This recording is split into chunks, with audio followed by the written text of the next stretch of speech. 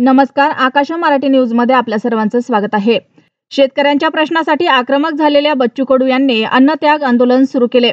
बच्चू कडू यांचे बेमुदत उपोषण सुरू असून मंगळवारी आंदोलनाच्या तिसऱ्या दिवशी बच्चू कडू यांची प्रकृती खालावली होती। त्यांचा ब्लड प्रेशर कमी झाल्याचे समजते आणि त्यानंतर तातडीने डॉक्टरांची टीम उपोषण स्थळी दाखल झाली, पण बच्चू कडूंनी उपचार घेण्यास नकार दिला। जोपर्यंत आपल्या मागण्या पूर्ण होत नाहीत तोवर आंदोलन सुरूच ठेवण्यावर बच्चू कडू ठाम असून त्यांना सर्व स्तरातून पाठिंबाही मिळताना पाहायला मिळतोय। मराठा नेते मनोज जरांगे पाटील यांनीही या आंदोलनाला पाठिंबा दिला असून लवकरच उपोषण स्थळी बच्चू कडू यांची भेट घेणार असल्याचं मनोज जरांगे यांनी म्हटलं। तर राष्ट्रवादी शरदचंद्र पवार पक्षाचे अध्यक्ष शरद पवार यांनीही फोनद्वारे बच्चू कडू यांच्याशी संपर्क साधला। विशेष म्हणजे राष्ट्रवादीच्या वर्धापन दिवस असतानाही शरद पवार यांनी स्वतः फोन करून बच्चू कडूंची विचारपूस केली।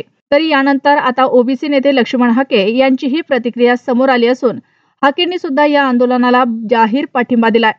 त्यासोबतच बच्चू कडूंनी आपली काळजी घ्यावी अशी विनंती सुद्धा लक्ष्मण हाके यांनी केली आहे। बच्चू कडू साहेबांना आमची विनंती आहे की आपण रस्त्यावरची लढाई या शेतकऱ्यांच्या संदर्भातली निश्चित लढू, पण तुम्ही तुमची तब्येत सांभाळणं खूप आवश्यक आहे। कारण तुम्ही तब्येतीची काळजी करून तुमचं जे उपोषण सुरू आहे, कारण उपोषण सुरू असताना जे काही यातना होतात, जो काही क्लेश होतो, हा आपल्या शेतकऱ्यांच्या प्रश्नावरती निश्चित सकारात्मक असला तरी तुमची तब्येत महत्वाची आहे। तुमच्या आंदोलनाला मी या महाराष्ट्रातल्या ओबीसी, विजयंती, एसबीसी, शोषित, वंचित, शेतकरी समाजाच्या वतीनं मी तुम्हाला जाहीर असा पाठिंबा देत आहे।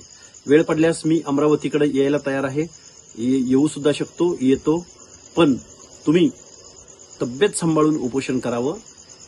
तुमच्या उपोषणाला माझा जाहीर पाठिंबा।